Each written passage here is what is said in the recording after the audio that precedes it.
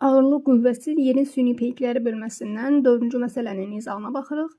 Şərtdə deyilir ki, süni peyk yer ətrafında dairəvi orbit boyunca hərəkət edir.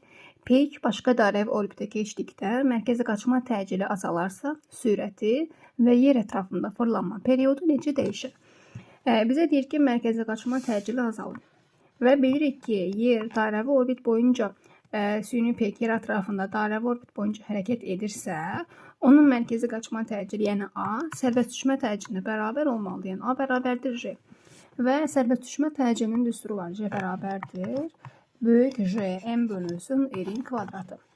Və sərbəst düşmə təcili mərkəzi qaçma təcilinə bərabər olduğuna görə gətirib burada yerinə qoysaq görürük ki, mərkəzi qaçma təcili ilə radius bir-biri ilə tərs asılıdır.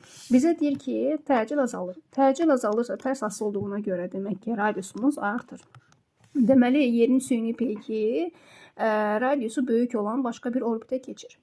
Radiusun artdığını bildik.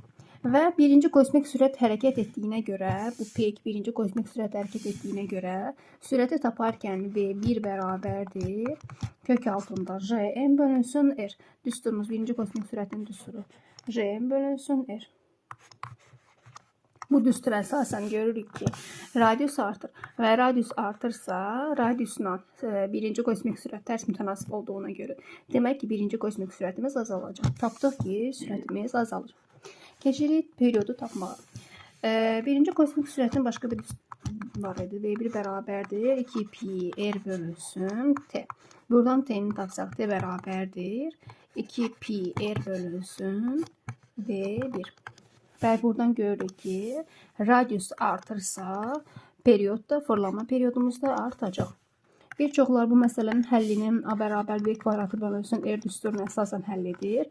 A bərabər 4pi kvadratı R bölünsün T kvadratına əsasən tapmağa çalışırlar. Lakin bu metod tamamilə səhvdir. Doğru metod buradakı kimidir.